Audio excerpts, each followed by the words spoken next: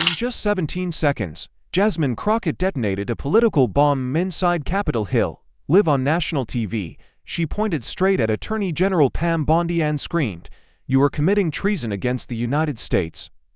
Gasps ripped through the chamber, senators froze, aides panicked, cameras zoomed in on Bondi's trembling hands.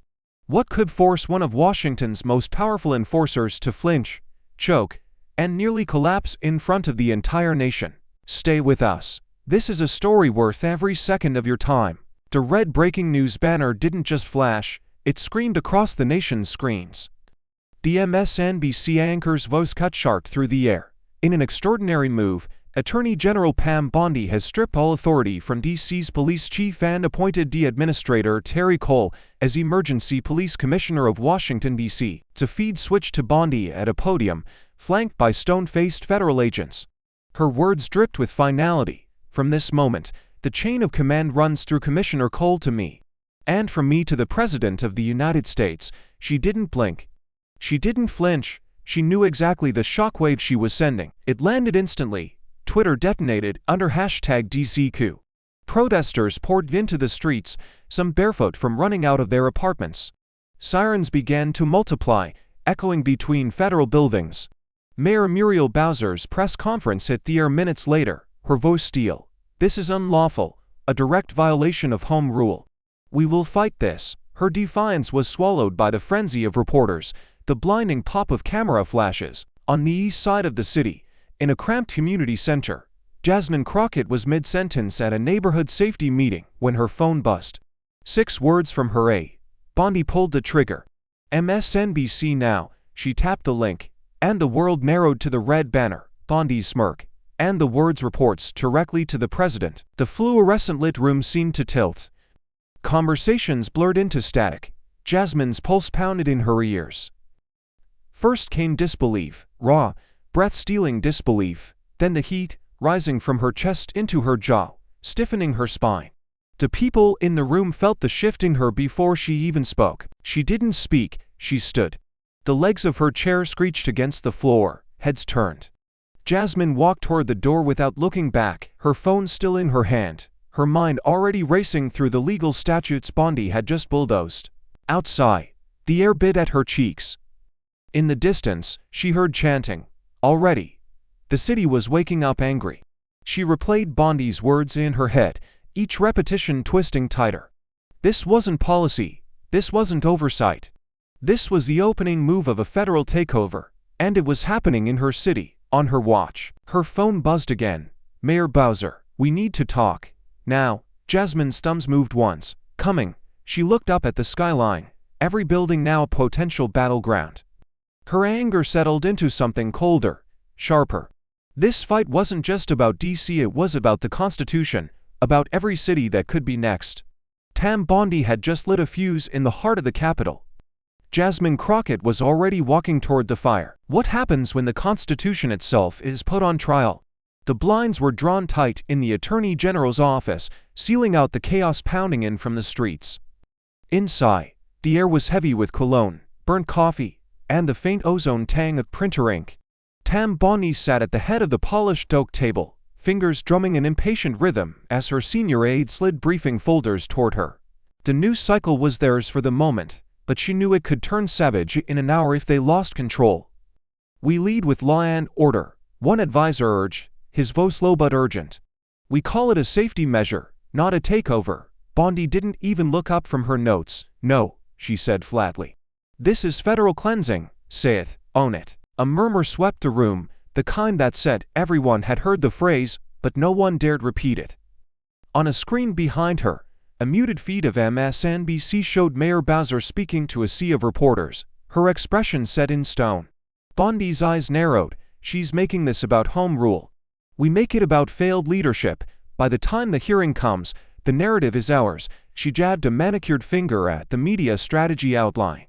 "Flood the networks with crime stats. Cherry-pick the worst. D.C. looks unsafe. People accept a federal fix." Across from her, Terry Cole shifted in his chair. The D chief was still wearing the same suit from his morning briefing, tie askew, a shadow of stubble along his jaw. He'd spent his career hunting cartels, not managing city patrol schedules, And now the title of emergency police commissioner sat on him like borrowed armor. Tam, he began carefully, you do realize this isn't going to sit well with local law enforcement. They already think we're parachuting in to humiliate them. Bondi's smile was thin, almost pitying. They'll sit with whatever I tell them to sit with. One aide leaned in, lowering his voice to a conspiratorial hiss. We've got chatter online, activists calling it a coup, civil rights groups drafting lawsuits. If we move too fast, they could get an injunction before you even testify. Bondi snapped a folder shut, the sound like a gavel. Then we move faster, the more noise they make, the more we point at it as proof DC is out of control. Cole's gaze drifted toward the muted TV, where footage of protests flicker, signs waving, chants rising like a tide. He knew those faces, community leaders, past sources. People who'd risked their lives to work with him on D cases. And now, in their eyes, he was the enemy. Bondi caught the look, misreading it as doubt in the mission, not in her methods. You're the face of stability now, Terry. Don't forget it. He nodded once, but inside, a pressure was building, a quiet recognition that the job he'd been handed was less about policing and more about power. And power, misused, had a way of burning everyone who touched it. What happens when the man they choose to carry the crown decides he doesn't want to wear it, and the people who gave it to him refuse to let him take it off? Jasmine Crockett didn't bother sitting back down. The moment she stepped outside the community center, she was already dialing Mayor Muriel Bowser. The mayor picked up on the first ring, her voice tight, vibrating with restrained fury. You saw it, Jasmine didn't hesitate. Pam Bondi just hijacked this city. I won't let her walk away with it. There was a pause on the other end, the kind of pause where two people silently agree this is war. Bowser's reply came low, deliberate. Then we go all in. Tonight, I'll have my people coordinate with yours. We hit every camera, every headline before the hearing. She wants a show. We'll give her one she can't control. Jasmine's grip on the phone tightened. And tomorrow, she said, we drag this takeover into the sunlight and make her own it. Her driver was already waiting, engine running, the city's distant sirens bleeding into the hum of traffic. As she slid into the back seat, Jasmine scrolled through her notes, her eyes scanning every clause in the D.C. Home Rule Act, every precedent on federal overreach she could weaponize.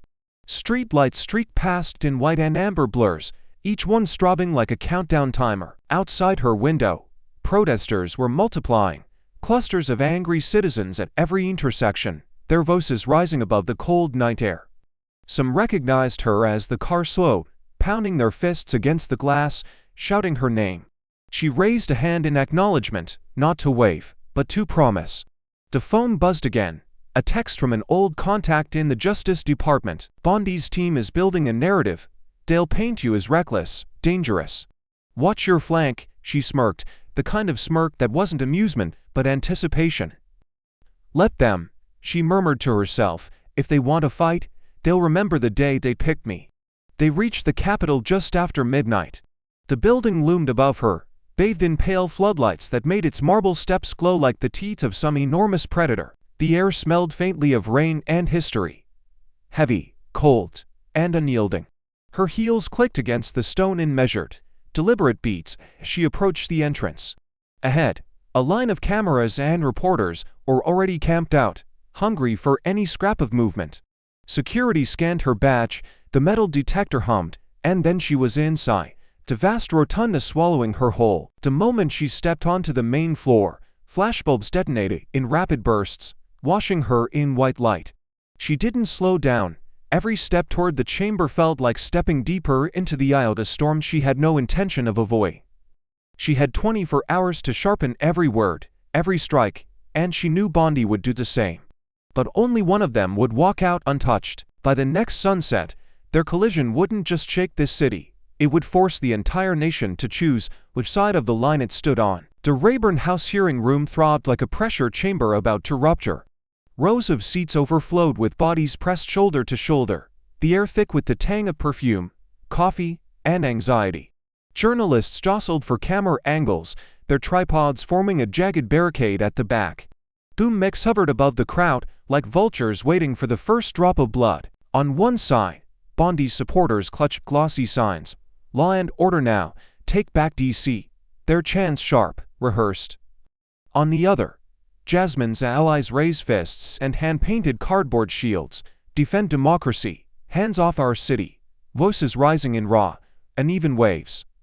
The room was a living fault line, one tremor away from splitting in two. The double door swung open. Pam Bondi entered first, trailed by aides in tailored suits that moved like an honor guard. She wore a crimson jacket that caught the light and threw it back with the confidence of someone who'd never lost in her own court. Her smile was precise, calibrated, not warmth, but dominance. Reporters surged forward, calling her name, but she didn't break stride. Bondi knew the cameras would follow her every move. She didn't have to chase their attention, she was the story. Moments later, Jasmine Crockett stepped through the same doors. The nose dropped half a notch, not silence, but a shift, like the collective inhale before a punch lands. She moved with the controlled precision of a fighter entering the ring, her dark suit absorbing the glare, her eyes cutting through the crowd to lock on Bondi. There was no smile, no nod of acknowledgement, just that unflinching stare, a silent declaration that this room, this fight, would not be ceded without a war. The cameras caught everything. One network's feed panned from the towering stars and stripes above the committee days, its fabric barely stirring in the stale air, down to the faces of the two women, one framed by a flash of red, the other in stark black, as if the flag itself had split into opposing halves. In that instant, the hearing was no longer about statutes or chain of command. It was about divisions of America staring each other down. The murmur of the crowd built into a low, rolling growl. Somewhere in the back, a protester shouted a name. It was unclear whose, and was swiftly drowned out by applause from the opposite side. Committee staffers shuffled papers with deliberate slowness, the sound like sandpaper on wood. A clock above the dais ticked loudly, its second hand jerking forward in visible bursts, each one tightening the coil of anticipation. Bondi took her seat without glancing at Jasmine. Jasmine did the same, folding her hands atop the table, the knuckles white under the skin. Between them stretched a polished expanse of oak that might as well have been a battlefield. The microphone sat idle for now, mute sentinels waiting to amplify whatever would come next. This was more than a hearing. It was a collision course. And before the day was over, America would have to decide which of these divisions it was willing to live under, and which it was ready to destroy.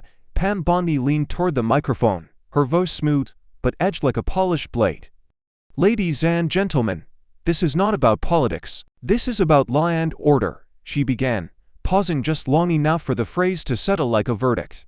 "Washington, D.C. has been in steady decline. Crime is up, public trust is gone, and the local leadership has failed to protect its own citizens." She flicked her gaze toward Jasmine without fully turning, the smirk on her lips barely concealed. "That failure left us no choice but to act. When leaders refuse to lead, someone has to step in." A few on her side clapped, the sound sharp and smug in the tense air. Jasmine waited until the last hand clap faded before leaning forward. Her tone was steady, but the words landed like hammer strikes. "Madam Attorney General, I have in front of me the latest MPD crime data. Violent crime is down 14% this quarter. Property crime is down 9%, but federal overreach." She held up a copy of the Home Rule Act, her hand steady as stone. "That is up 100% today, thanks to you. This isn't law and order. This is the most blatant coup in modern American history." The word coup hit the chamber like a flare in a dark room. Bondi tilted her head, feigning pity. "You love your soundbites, don't you, Congresswoman? But soundbites don't stop bullets, and they don't keep little girls from being caught in gang crossfire." Her tone sharpened to a lash. "Maybe if you spent less time preening for cameras and more time fixing your district, we wouldn't be here." Gasps rippled from the gallery. Someone muttered while loud enough for the microphones to catch. Jasmine didn't flinch. "You want to talk about little girls?" She shot back, her voice rising. "Then let's talk about the little girl in War 8 whose school lost funding while your administration funneled millions into federal contracts for your friends. Let's talk about the mothers who can't get justice because your so-called law and order machine cares more about headlines than human lives." She leaned in closer, her eyes locking with Bondi's. "You don't get to stand here and lecture me on public safety when your entire strategy is a photo op in a red jacket." Bondi's jaw tightened, but she smiled, the kind of smile that says she's already writing the counterattack in her head. Keep talking, Jasmine. Every word you say proves you care more about your own brand than about this city's survival. Jasmine's voice dropped low, cutting through the nose like a sniper's shot. My brand is the Constitution. Yours is power without accountability. And every second you sit in that chair, you make it clearer that the real threat to this city isn't crime on the streets, it's corruption at the top. The room erupted, shouts, applause, jeers, until the chairman slammed the gavel, demanding order. But just as the nose began to die, Jasmine leaned into her mic one last time, her eyes never leaving Bondi's. And if you think I'm afraid to say out loud what everyone in this room already knows, you haven't been paying attention. Jasmine didn't raise her voice. She didn't have to. She leaned forward, eyes locked on Bondi, and let the words land with surgical precision. Madam Attorney General, you've done more than overstep your authority. You've bent the knee to Donald Trump and sold your soul for power you were never meant to have. The sentence cut through the room like glass. A gasp rolled from the gallery, cameras swiveling in unison to capture Bondi's reaction. For a moment, Bondi froze. Then her composure cracked. Excuse me. She snapped, her voice climbing, sharper now, laced with venom. You dare question my integrity, my loyalty to this country, while you play politics with public safety. Her hands gripped the edge of the table, knuckles whitening. I serve the President of the United States because he serves the people. That's not bending the knee, that's doing my job. The words were spit more than spoken, each one fueled by anger that could no longer be hidden. The room ignited. One section erupted into applause, another into jeers so loud the chairman's gavel was nearly drowned out. A man in the back yelled, "Shame!" while a woman near the front shouted, "Tell her, Jasmine." The clash of voices became a wall of sound, surging against the walls and bouncing back, an echo chamber of rage and defiance. Jasmine waited, not to be polite, but to let the chaos frame her next strike. When she finally spoke, her tone was low, dangerous, the kind of calm that makes people lean forward because they know something is coming. No, Mrs. Bondi, serving the people means standing up to power when it's wrong. Serving the people means not turning this city into a pawn on a chessboard built for one man's ego. You didn't just betray DC today, you betrayed the very oath you swore. Bondi's face flushed deep crimson, her lips parting as if to retort, but whatever she was about to say was swallowed by the wave of no's that followed. Cameras flashed like lightning, illuminating every flicker of emotion on both women's faces. Jasmine's unyielding steel, Bondi's fraying control. Don't lecture me on oaths, Bondi shot back, voice straining over the uproar. I've spent my career protecting Americans, while you've been busy grandstanding for cameras. Jasmine's reply was instantaneous, each word deliberate. Then maybe it's time America sees exactly what your definition of protection looks like. And who it really protects. The crowd roared again, a volatile mix of cheers and curses. Security guards along the wall subtly shifted, sensing the energy teetering toward something more than verbal warfare. Bondi opened her mouth to speak, but Jasmine simply leaned back in her chair, her eyes fixed and unblinking, as if daring her opponent to cross an invisible line. The chairman's gavel pounded, but the tension in the air didn't break, it tightened, pulling every pair of eyes in the room toward the woman who had just accused the Attorney General of treachery in front of the nation. What no one yet realized was that Jasmine hadn't even used her sharpest weapon, and the evidence that could end this fight was still burning a hole in her pocket. The hearing had adjourned for the day, but the air around Jasmine Crockett still buzzed with the static of confrontation. She was halfway down the marble hallway of the Capitol when her phone vibrated in her coat pocket, not once, but in 3 rapid bursts. Unknown number. She almost ignored it, until she saw the subject line in the preview. You need to see this. Now. She stepped into a shadowed alcove, away from the lingering press corps, and opened the message. The email inside was short, stripped of any greeting or signature, but the attachment made her pulse spike. One click, and there it was, a PDF of a forwarded message, the header unmistakable, from Pam Bondi to Office of the President. The timestamp was from 2 days before the public announcement. The language was blunt, almost chilling. We must maintain federal control over DC by any means necessary. Local authority will resist. They must be neutralized quickly to avoid narrative damage. Recommend immediate and sustained intervention until at least post-election.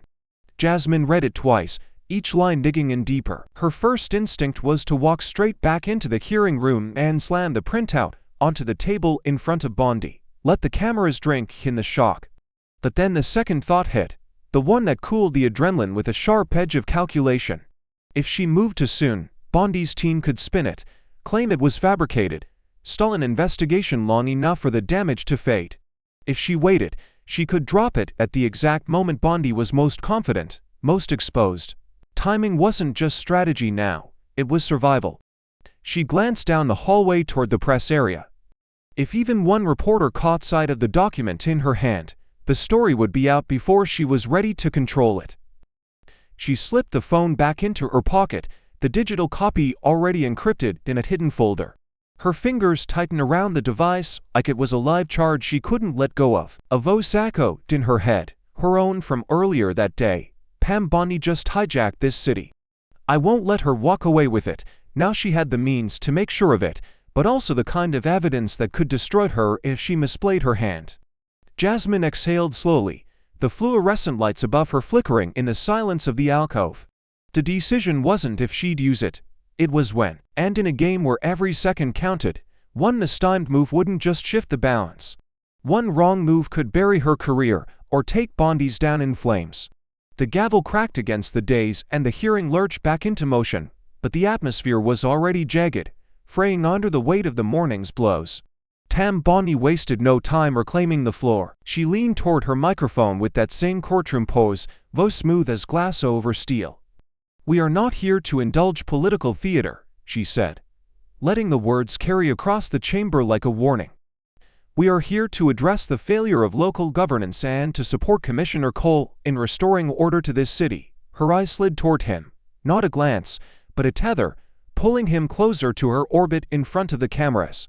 Terry Cole shifted in his seat, the starch in his suit suddenly feeling like sandpaper against his neck. He'd been through cartel takedowns, hostage standoffs, nights where the line between life and death was measured in seconds, but nothing about this felt like law enforcement. This was choreography, and he was being cast in a role he never auditioned for. Bondi kept talking, threading his name into her sentences like he was already a co-signer to her plan. Commissioner Cole understands the necessity of decisive action. He knows that in moments like these, hesitation costs lives. Cameras pivoted toward him, lenses glinting under the harsh committee lights. He stared at the tabletop, jaw tight, the faintest tick in his temple betraying the strain.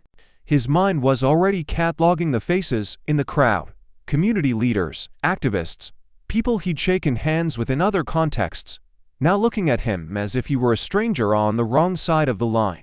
Across the table, Jasmine Crockett waited for Bondi to inhale. The moment the Attorney General paused, Jasmine struck. Madam Attorney General, it's interesting that you keep invoking Commissioner Cole as though his badge justifies your political power grab.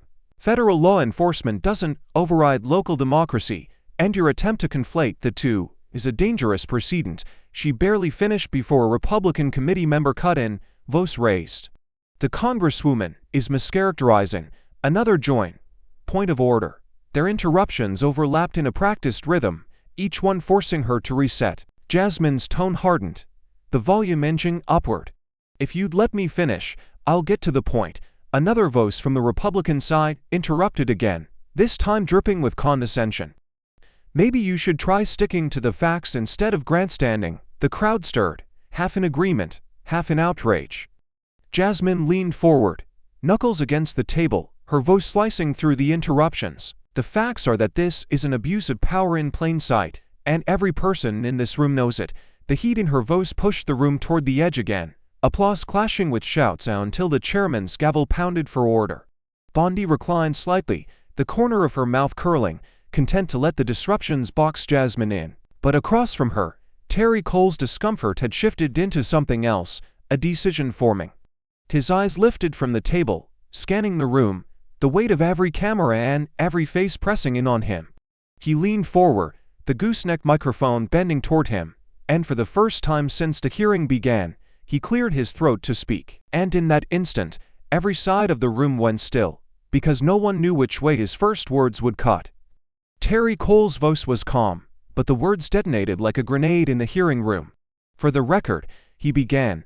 "I scanning the committee. I have never been trained to manage a municipal police department. My background is in federal drug enforcement. I've spent decades fighting cartels, not overseeing city patrol units or community policing." The silence that followed was heavy, stunned, like the collective brain of the room was still trying to process what it had just heard. Camera shutters fired in a frenzy, capturing Bondi's frozen smile. From her seat, Jasmine's gaze sharpened. She leaned into her mic, seizing the opening like a blade finding its mark. "Commissioner Cole, are you telling this committee that the Attorney General placed you in charge of DC's police force without any prior experience in managing an urban police department?" Terry didn't look at Bondi. "That is correct." The gasp from the gallery rolled forward in waves, a sound that was part shock, part vindication. Jasmine didn't let the moment breathe. "And did you express these concerns to the Attorney General before accepting the position?" Terry hesitated, just enough for every lens in the room to catch it, then said, "I did. I made my reservations clear." Bondi's head turned sharply toward him, the smile gone now, replaced by the faintest tightening around her eyes. Jasmine pressed on, voice steady but slicing deeper. "So, to be absolutely clear, you informed the Attorney General that you lacked the qualifications for this role, and yet she insisted you take it?" Bondi tried to interject, "That's a mischaracterization," but Jasmine's voice rolled over her, louder now, cutting through the attempt. "Yes or no, Commissioner?" Terry's answer was quiet but unflinching. "Yes." A ripple went through the room, loud enough that the chairman's gavel was almost pointless. Bondi reached for her notes, shuffling pages she didn't need, the practice pose that had carried her all morning beginning to fracture at the edges. She opened her mouth to pivot, but Jasmine was already there, pivoting for her. "Why? Madam Attorney General, would you override local authority and appoint someone who openly admits he's untrained for the job? Was this about protecting the people of DC, or about protecting your political interests?" Bondi's response stumbled over itself, the first true hitch in her cadence all day. "Commissioner Cole is a decorated, Jasmine cut in, for drug enforcement. Not for running a city's police force." The exchange was a seesaw now, each word from Jasmine pushing Bondi further off balance, each deflection from Bondi landing weaker than the last. The room could smell it, the shift, the vulnerability, the fact that the Attorney General who'd walked in untouchable was now bleeding in real time, and her opponent wasn't giving her an inch to recover. Bondi adjusted her microphone, forced a thin smile that didn't reach her eyes, but the effect was gone, and Jasmine wasn't done yet. Pam Bondi leaned in, her voice dropping into that prosecutorial cadence she'd perfected over years of political combat. "Congresswoman Crockett, we both know why you're here today. This isn't about law or justice. This is about you performing for the cameras, hoping to score points with your base, particularly with minority voters who you've made a career out of stirring up with empty promises." The words hung in the air for a fraction of a second before they detonated. A low rumble of shock and disapproval rolled through the audience, but Bondi wasn't done. "This hearing is your stage, Jasmine, and you're playing the same role you always do, the self-appointed savior who never actually delivers." Jasmine didn't blink. She waited for the last syllable to settle before leaning forward, elbows on the table, her voice low and razor-sharp. "Madam Attorney General, you want to talk about performance? Let's talk about your greatest hits. Let's talk about the cases you refused to prosecute when the defendants happened to be your biggest campaign donors. Let's talk about the time a major fraud case died on your desk right after a 7-figure donation was wired to a PAC that had your name all over it." A collective arose from the gallery, the kind that comes when a crowd recognizes blood in the water. Bondi's posture stiffened, her jaw tightening, but Jasmine pressed on. "You want to accuse me of pandering? At least I stand in front of the people I represent and answer for my actions. You hide behind closed doors and let the money speak for you. And if that's not enough, I've got the files to back it up. Not headlines, not gossip, evidence." Bondi shot back, her voice rising, sharp enough to cut through the nose. "That's a baseless smear, and you know it. I have served with integrity." Jasmine snapped, her tone slicing clean through Bondi's protest. "Don't use that word when your record shows loyalty to cash over country." The tension spiked like a live wire hitting water. Half the audience was on its feet, some cheering, others jeering. Reporters leaned in, Fingers flying over keyboards, cameras pivoting to catch every micro-expression. Bondi's supporters shouted lies, while Jasmine's side answered with receipts. The energy in the room shifted, from tense to combustible in seconds. Bondi leaned across the table, voice nearly shaking with fury.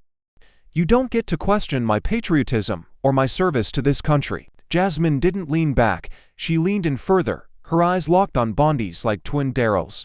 "I'm not questioning your patriotism, I'm exposing your priorities. And they've never been the people, only the power." The chairman's gavel slammed down once, twice, 3 times, but it was like pounding on the hood of a runaway car. Neither woman looked away, neither voice dropped. The gavel thundered again, but the words kept coming, sharper, faster, like neither intended to leave the battlefield alive. Pam Bondi straightened in her chair, her voice cool, but dipped in condescension. "Congresswoman, maybe the reason you speak so casually about law enforcement and national security is because you've never had to feel the real cost of sacrifice for this country. You've never lost a family member in war or to violent crime. You don't understand what it means to bleed for something bigger than yourself." She let the words hang, eyes locked on Jasmine, daring her to flinch. Jasmine didn't flinch, she let the silence stretch until the tension in the room was almost unbearable, then leaned into her microphone. Her tone was quieter than before, but it carried across the chamber like a warning bell. "You're wrong, Madam Attorney General. I know exactly what that kind of loss feels like.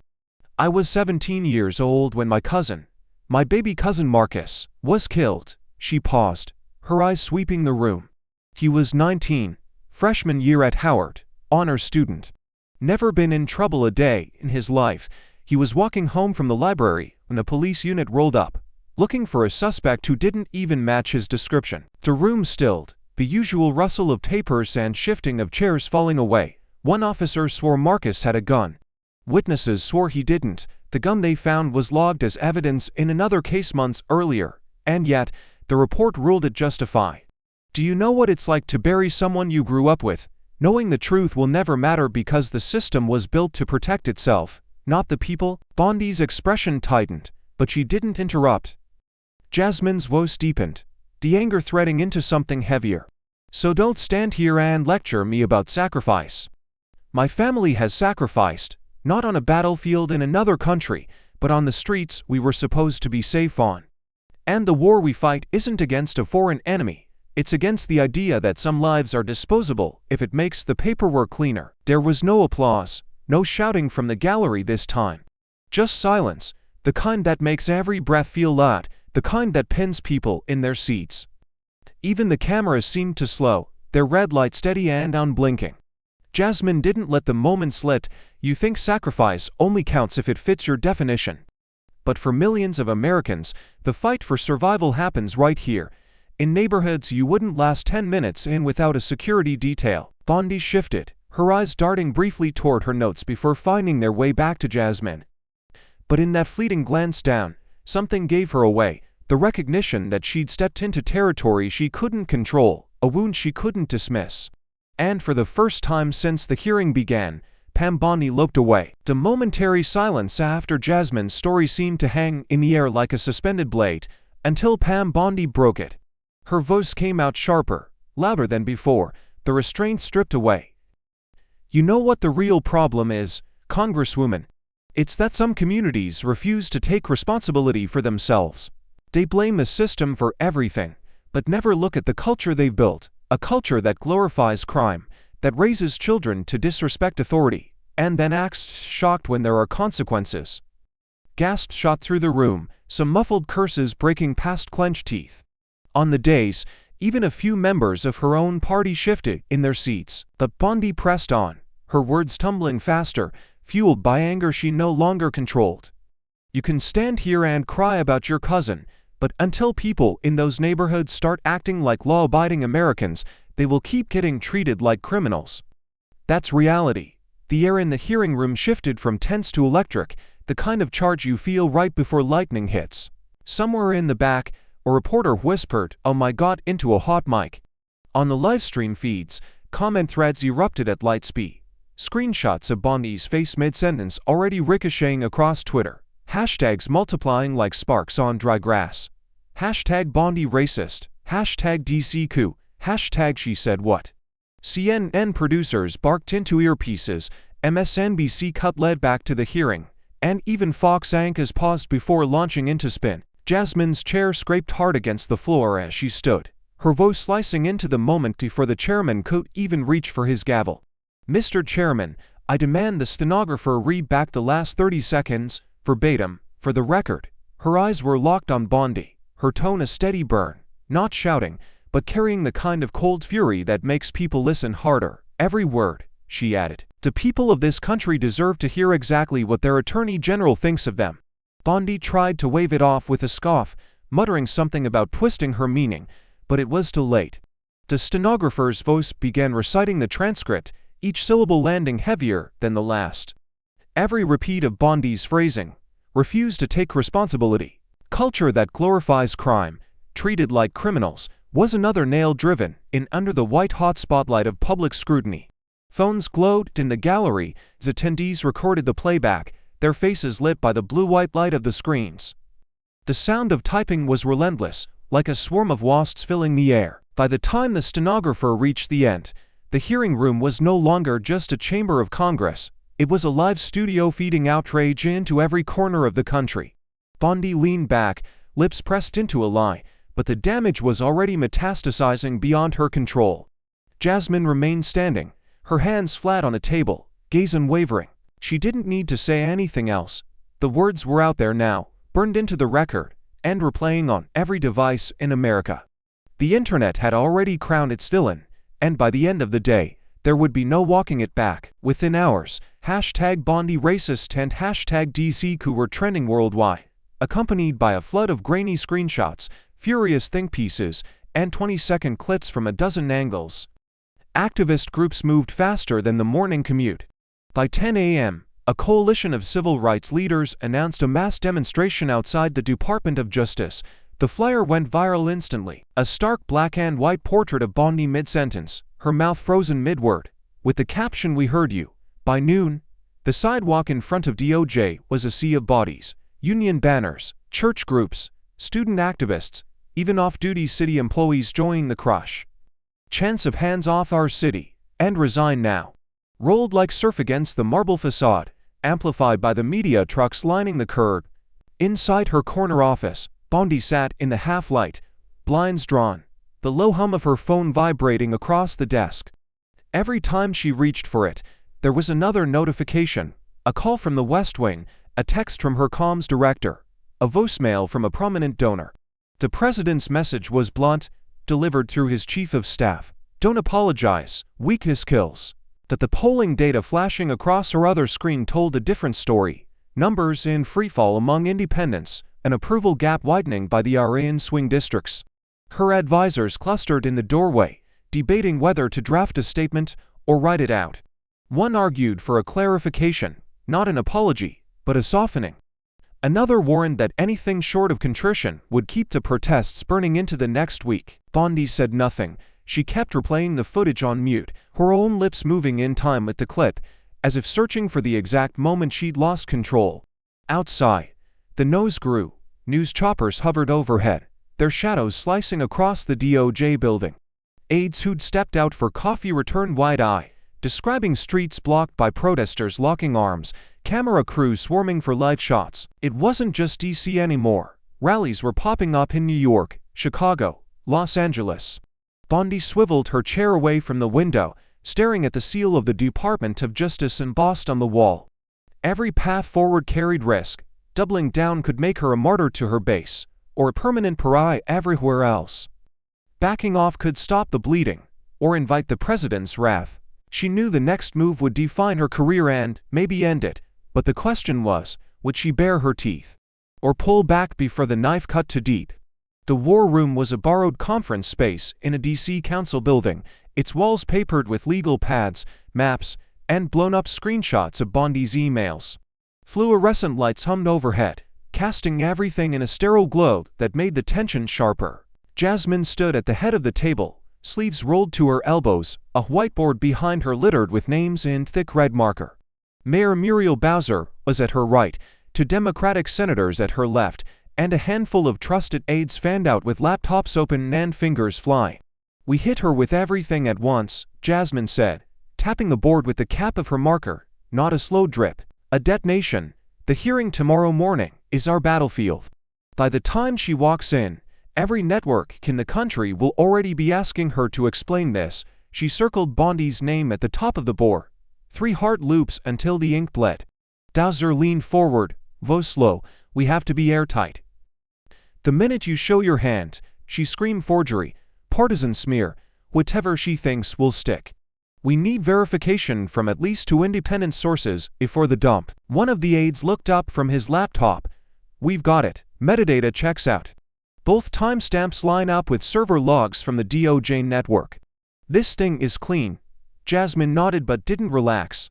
She turned to the board again, drawing lines from Bondi's name to a constellation of others: lobbyists, donors, administration insiders, and 1 or 2 figures from her past who had so far escaped the spotlight. Every one of these people has a stake in keeping her in power. You shake one branch, the whole tree starts to tremble. The senators exchanged glances. One asked, "How far are you willing to take this?" Jasmine's reply was instant: "As far as it needs to go. If she wants to treat DC like occupied territory, then we treat her like an occupying force, no mercy." An aide rolled in a corkboard stacked with printed documents, contracts, internal memos, heavily redacted reports that still bled enough truth to be dangerous. Jasmine scanned them, pulling out the ones that tied directly to the federal control plan. She clipped them under Bondi's name, a growing wall of damning connections. The camera crew she'd kept out of the room would have loved this shot. Jasmine in profile, marker in hand, eyes narrowed, each movement deliberate as she mapped the anatomy of her opponent's power. Outside, she could hear the faint chants from the DOJ protests still echoing through the streets, a reminder of the clock ticking down. Her hand stopped midair, marker tip hovering over a name near the bottom of the list, a name she hadn't spoken aloud yet. She underlined it once, then twice, her expression hardening. She turned to Bowser, her voice dropping just above a whisper. "And one name on this list," she said, "could bring down more than just Bondi. It could set the whole damn city on fire." It hit the news cycle like a siren at midnight. At exactly 8:14 p.m., the Washington Post pushed a breaking news alert: exclusive. Internal Bondi emails outline plan to maintain federal control of DC, all costs. Minutes later, MSNBC cut into primetime coverage, the anchor's voice steady but edged with disbelief as the first pages of Bondi's leaked correspondence filled the screen. The words weren't paraphrased or softened. They were displayed in stark black and white, each sentence a dagger. Bondi's office issued a statement within 20 minutes, calling the leak politically motivated and deeply misleading, but the rebuttal was already crumbling in real time. On MSNBC, a former DOJ cybersecurity chief confirmed the metadata matched department servers. On CNN, an independent forensics expert declared, "There's no doubt, these are real." By the end of the hour, the hashtag Bondi emails was trending at #1 nationwide, and late-night talk show hosts were rewriting their monologues. In the DOJ building, Bondi paced her office, the glow of her phone casting hard shadows across her face. Her advisors were split. One begged her to go on the offensive, the other warned her not to feed the fire. She slammed the phone down, the thud echoing in the marble room. "We stick to the line. Fabricated, partisan, irrelevant," she barked. But outside her closed door, aides whispered the same thought: "Nobody's buying it." Meanwhile, across town, Jasmine Crockett stood in her own dimly lit office, the blinds drawn against the chaos outside.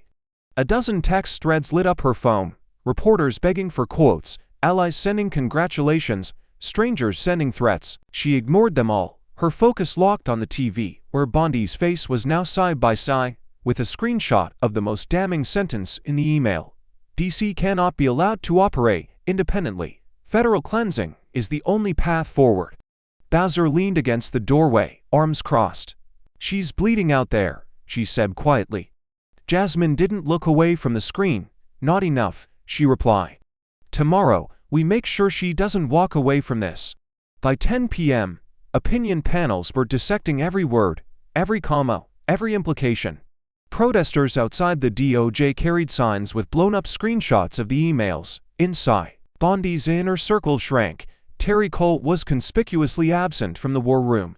The sound of chanting seeped through the windows, a reminder that this wasn't just political theater.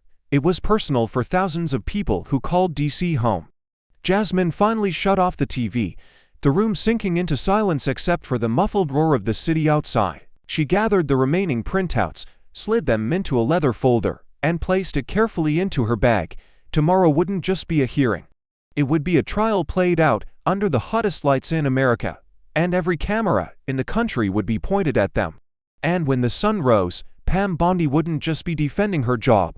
She'd be fighting for her political life. The air inside the hearing room felt heavier than the day before, as if the walls themselves had absorbed the tension.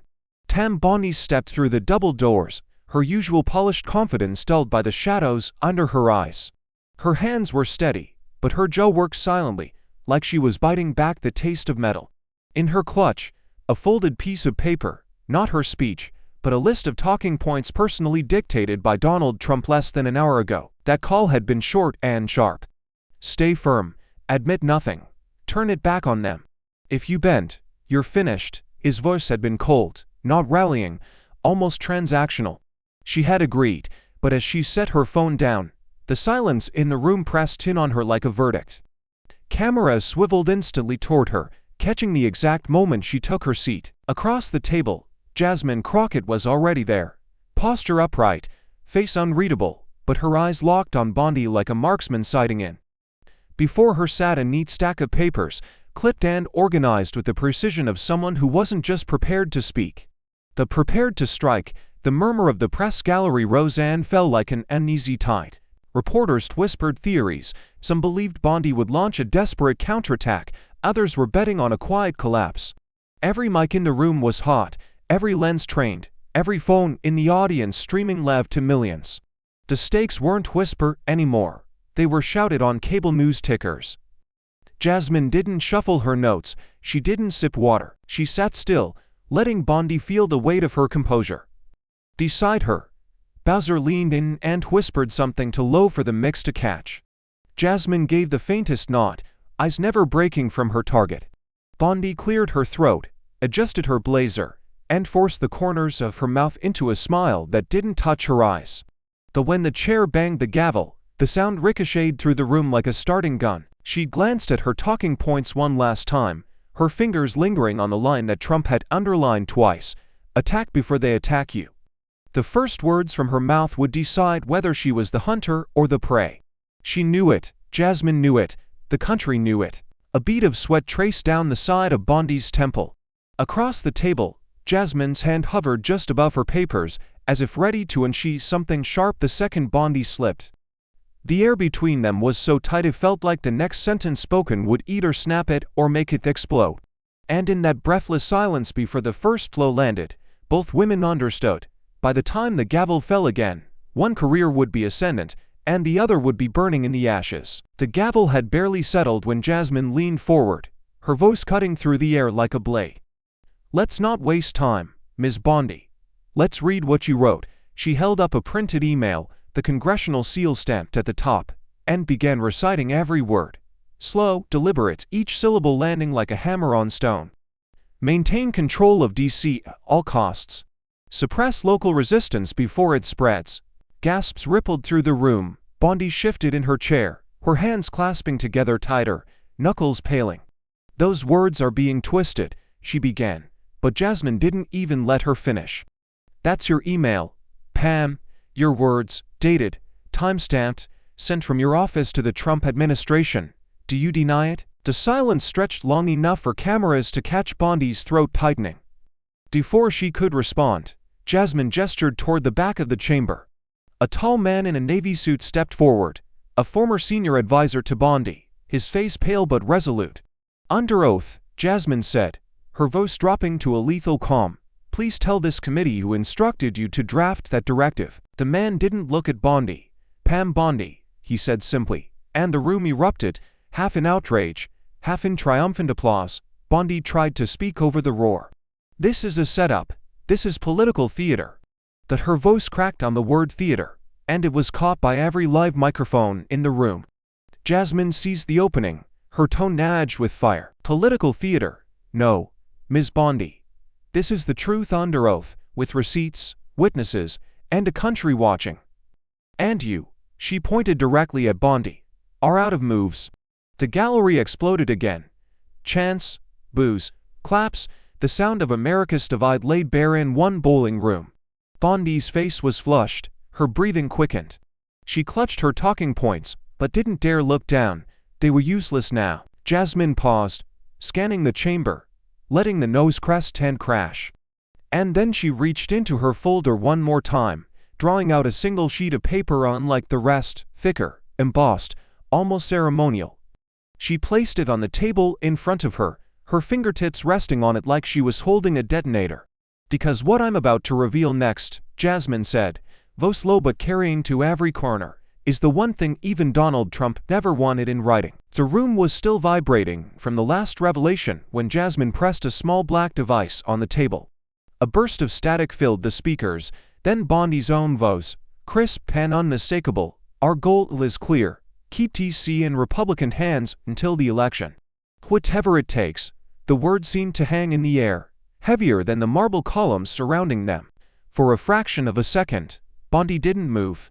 Her eyes darted across the chamber, first toward the press gallery, then to the Republican lawmakers shifting uncomfortably in their seats, then to the blinking red lights of the cameras feeding this moment to millions.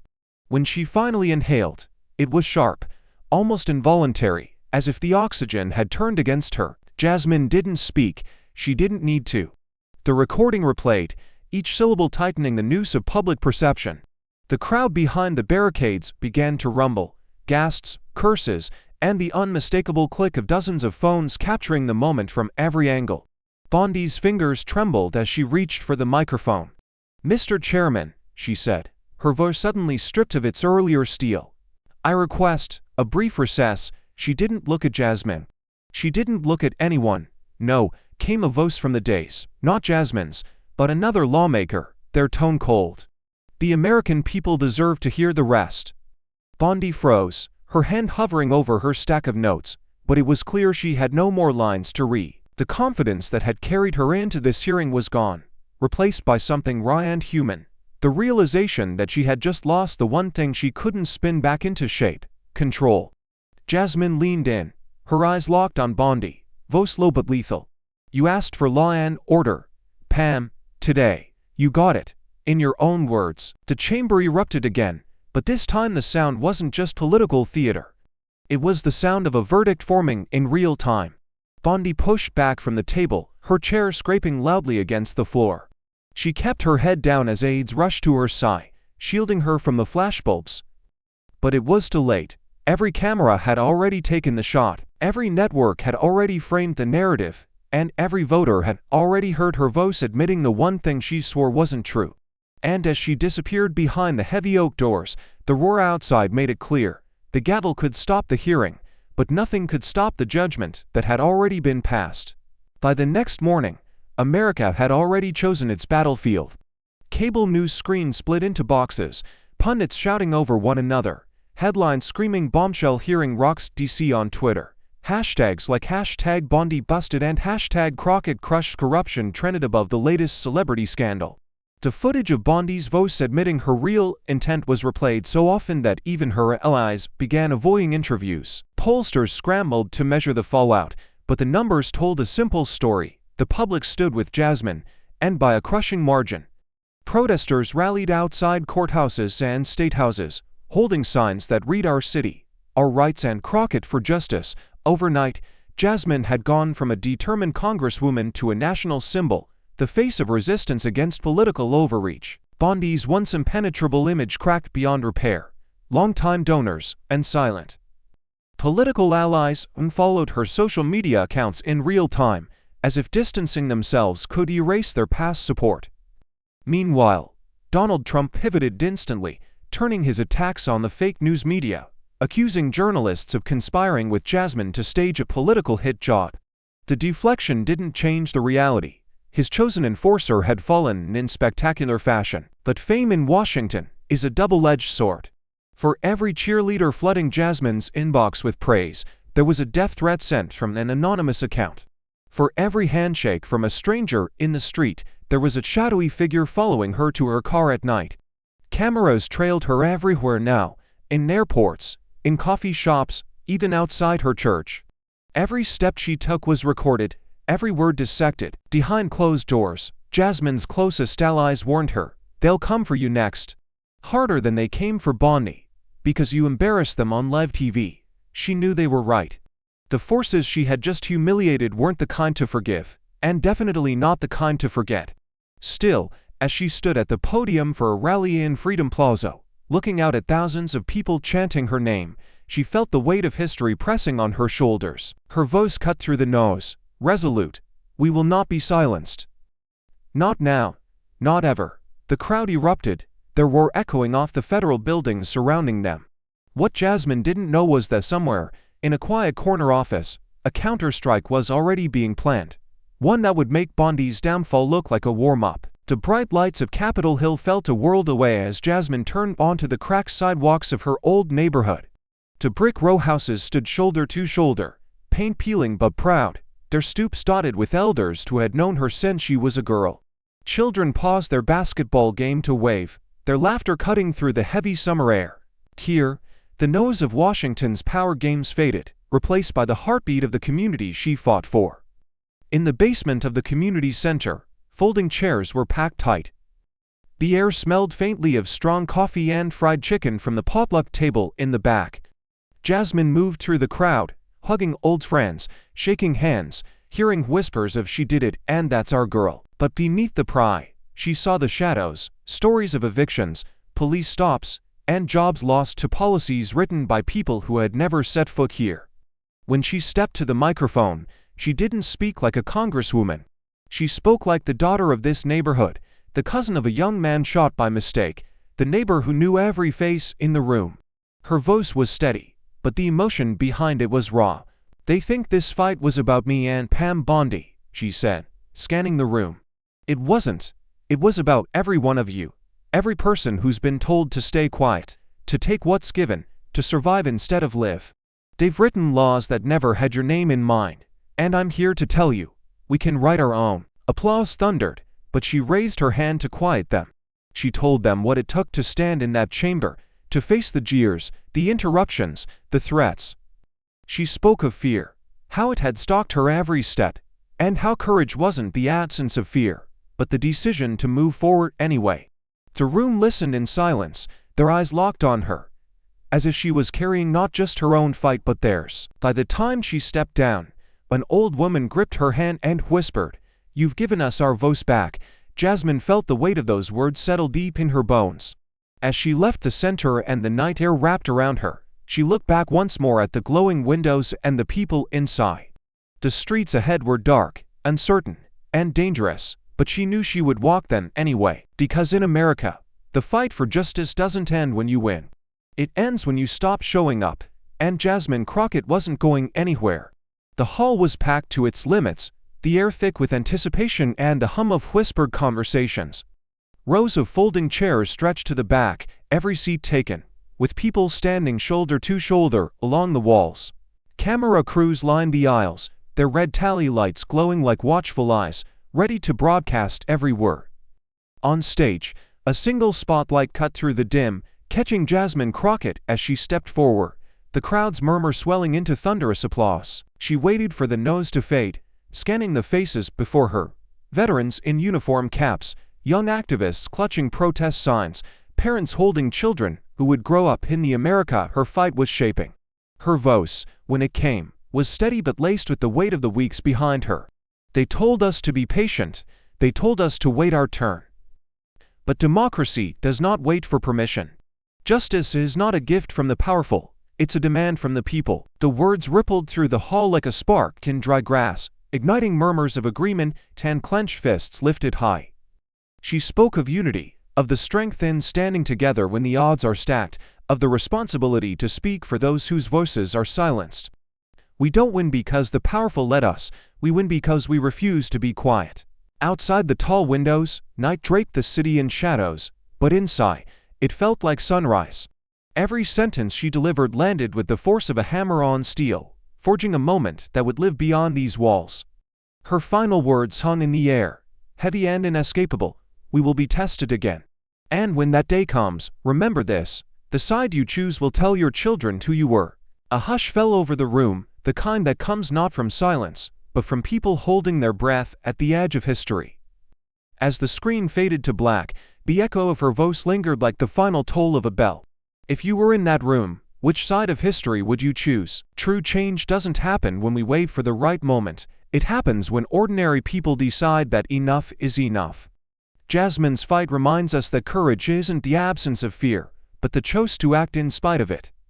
Power will always try to protect itself, but history belongs to those who stand for what's right, even when the cost is high. In our own lives, we face moments where silence is easier than speaking up, but easier is rarely better. When your moment comes, will you have the courage to take the stand? Thank you for watching until this moment and for standing with us on this journey for justice. Your support means everything. Like, subscribe, and turn on notifications so you never miss what's next. And we'd love to hear your thoughts. Leave a comment below and let us know what moved you most in this story. Together, our voices make a difference.